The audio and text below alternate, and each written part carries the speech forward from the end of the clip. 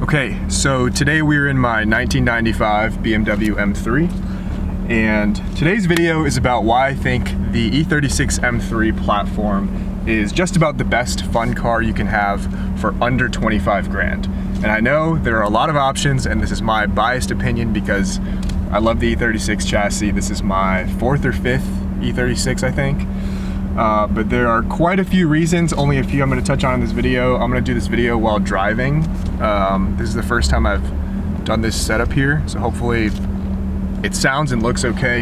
You guys can see a little bit of kind of the driving situation. You can't see the shift knob, but this is indeed a 5-speed manual that comes standard in the US spec E36 M3. So, without further ado, I'm going to try to exit this parking lot without scraping. As you can probably see in the B-roll that I'm going to play in this video, my M3 is pretty low. It's lowered on ST coilovers, which don't have really high spring rates or anything, but you know, because it's lowered and I have a front lip extension below the bumper, it scrapes over a lot of stuff. So I'm going to see if I can get out of here. I don't know why I decided to come in here to shoot this video or to start this, but let's roll up the windows. So you guys can hear. I know the lighting's probably going to be kind of bad because it's a black interior and it's going to be dark out. Maybe I can do this. Definitely not. Okay, so the E36 M3. I'll give you guys a little story or a little context. Yesterday, I went to go test drive a C7 Grand Sport, okay? And for years, I've been talking about getting a Corvette, specifically the Grand Sport variety of the C7 generation, because honestly, oh, no scraping, nice. Honestly, mostly because of the Savage Geese video that Jack put together on his old Grand Sport and how it was great on the track. I really want to get into taking my fun car to the track, and I thought it'd be a good platform to start on. And I just felt that after test driving it, it really wasn't a car that I'd be able to drive to its full potential. And I feel like that's sad, right? Unlike this, that I can ring it out to 6,800 RPM every time I take this car out. I can really drive it to its full potential. It's the old saying about, you know, you can drive, it's more fun to drive a slow car fast than a fast car slow. And that's all relative, right? People in the car community are very like, whoever's got the faster car. I think I've graduated past the age or the, you know, the want of having just like the faster car. You know, there's always going to be somebody with a faster car out there, okay? As you can tell, there's somebody's xenon or LED headlights blinding me right now. But there's always going to be somebody out there with a faster car. I don't think the goal should be to have the fastest car on the road, because you can pull up in a Viper ACR and somebody in a twin turbo R8 or Huracan is going to still run circles around you. So I personally love the E36 chassis, as I've already mentioned. Just listen to that.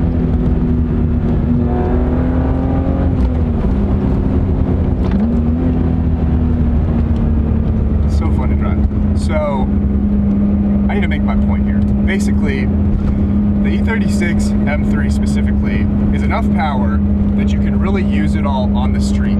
Okay, not that you should use it all the way through fifth gear to, you know, redline, but you can have fun with it without catching a felony. Okay, so back in the day, your boy here was going a little too fast in the state of Virginia, and for those of you that are from Virginia or that know me and know the situation, it was not pretty. It was not fun.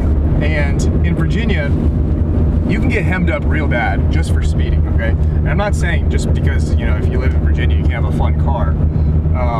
But there are a lot of reasons that, well, you shouldn't speed ever. That's not the recommendation here. Or is it ever? But you simply can't get out of like third or fourth gear even second gear in a Corvette.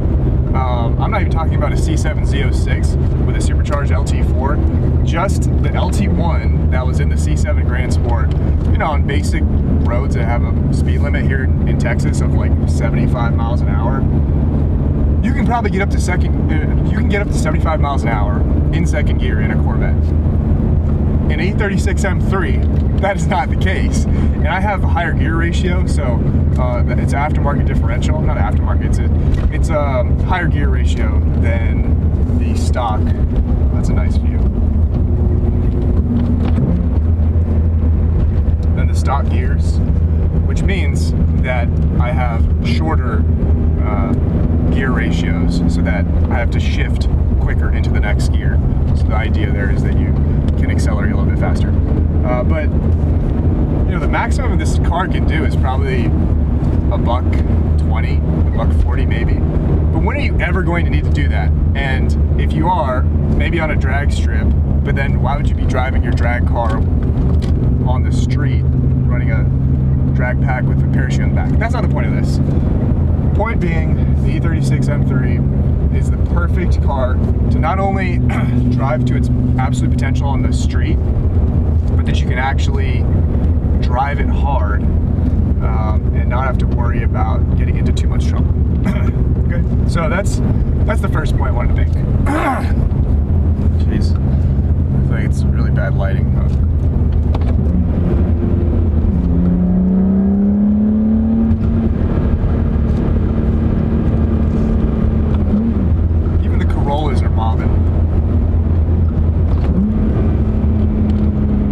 Second point I want to make is that the E36 M3 being under 25 grand for like a decent example, I'm not talking about like showroom condition, but decent, relatively low miles and not clapped, which is very hard to find these days, granted.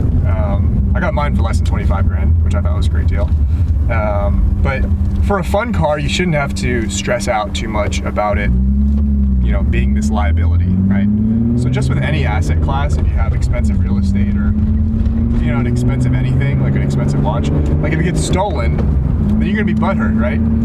If I have a very expensive fun car, you know, I just have the feeling that it's gonna be hard to really enjoy it to its maximum potential and drive it in all conditions without feeling like I should be taking better care of the car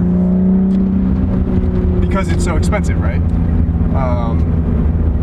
And that's a shame too, right?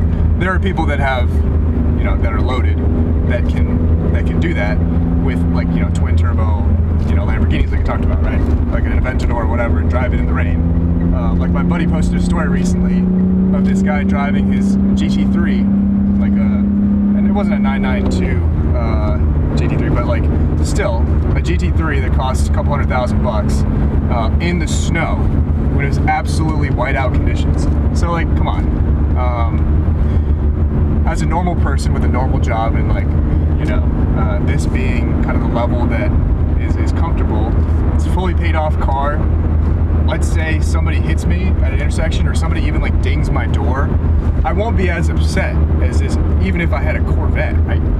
Like a C7 Corvette is at least 50 grand, and that's a shame, right? So you really want to be able to enjoy your car, and if it's too expensive, I feel like you can't really do that in some ways, right? That's not saying that, look, if you've got tons of money in the bank, then do your thing.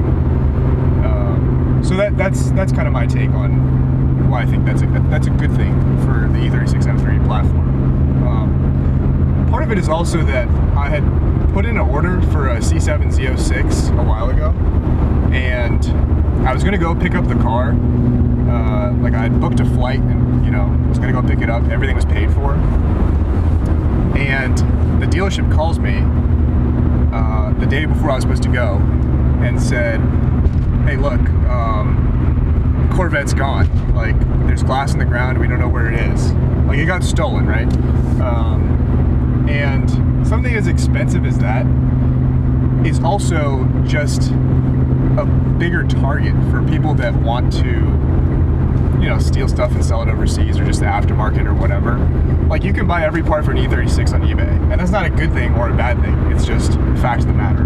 And I think in some aspects, or depending how you look at it, it's a good thing it's not so expensive, because nobody's out here stealing an E36 M3. I'm sure it's happened, but if I had this parked next to a Dodge Challenger Hellcat, everybody knows the answer.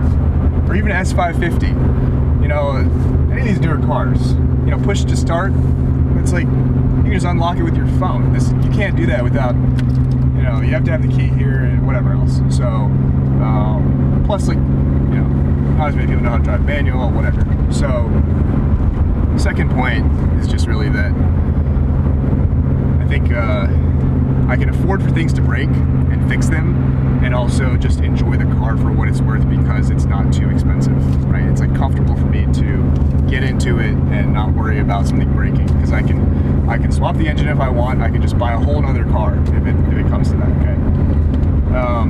The third and final reason that, well, the big ones that I want to talk about in this video, the third one being that it is, in my opinion, aesthetically pleasing to the maximum degree, in that it is like a sort of timeless design, in that it is the Y2K era of cars, and it is peak like Y2K. There are some cars from the late 90s and early 2000s that, you know, they're nice, but I think, of course, this is my bias, and aesthetics are totally subjective, right? But I think that the little kind of boxy style of the E36, without it being too like compact, I think it's like just the right size, that it's like a kind of nimble platform. It's not super light, it's not like a Miata or something, but then like a Miata is like too small of a car to me. I feel like if you're over like 5'10", I feel like it's hard to even sit in a Miata. I'm sure somebody's gonna say in the comment section that they're like 6'8" and they have a Miata or something.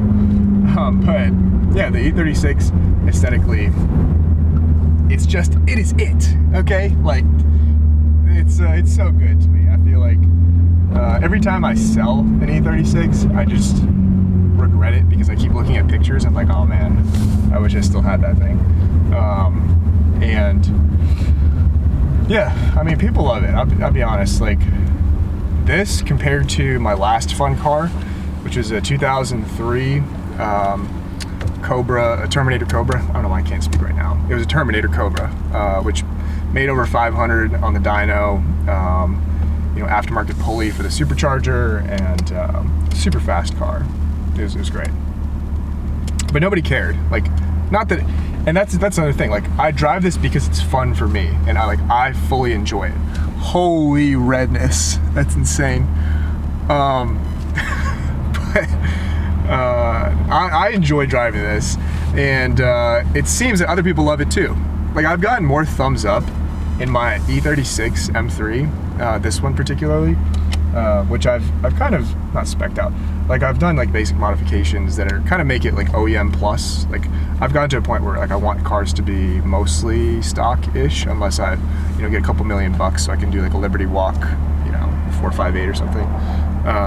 But within reason, I think OEM plus looks good. So it's got Style 24 wheels. They're polished. They're the genuine BMW Motorsport stamped wheels, which look good, and they're just like correct for this era. And just like, you know, LTW wing, basic stuff. You know, the E36 starter pack, as people are gonna say in the comment section, I'm sure. But there's a reason for it. It looks good. I ran Apex arcades in my last E36, and I think that looked great too. But I think this is just more period correct for this generation, and having the Style 24s. I think it's just, it looks so good. And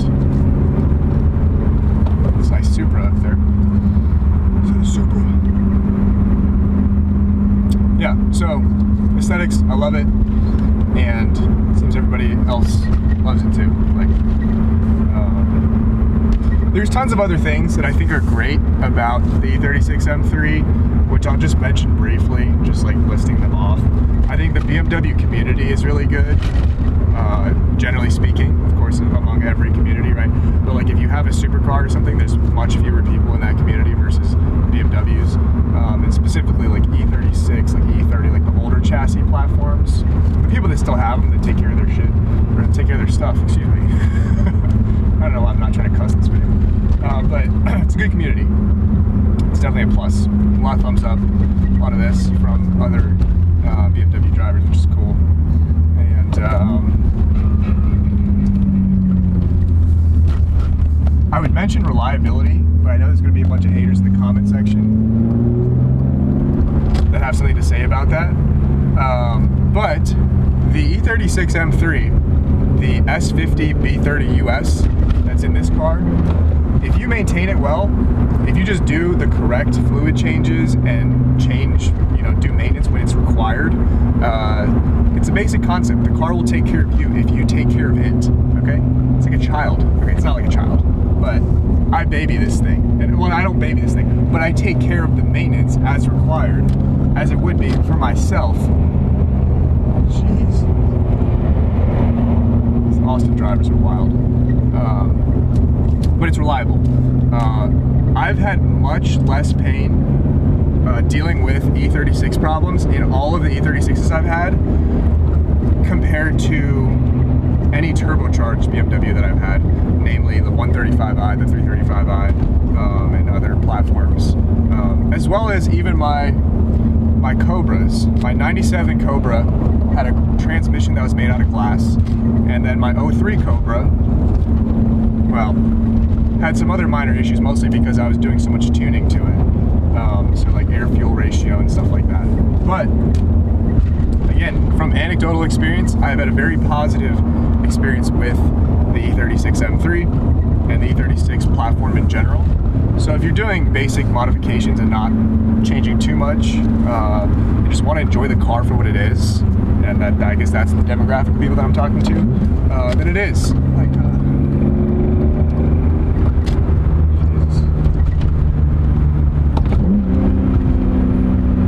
I didn't realize the Supra was behind me.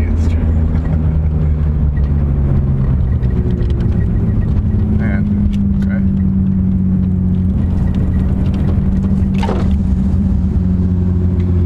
But,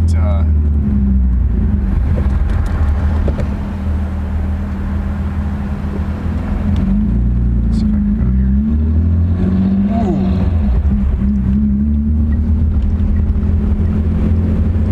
That's a Integra Type R. I like that. Late 90s, early 2000s. Best era for cars. Yeah, so those are the big ticket items. I'm gonna get going because I need to get something to eat. But hope you guys enjoyed the video. Hopefully you can hear me. Hopefully the audio is even on. And let me know what you guys want to see. The E36 M3. If you want me to 2J swap it or something, I won't do that. But thank you guys for watching. I'll see you guys in the next one.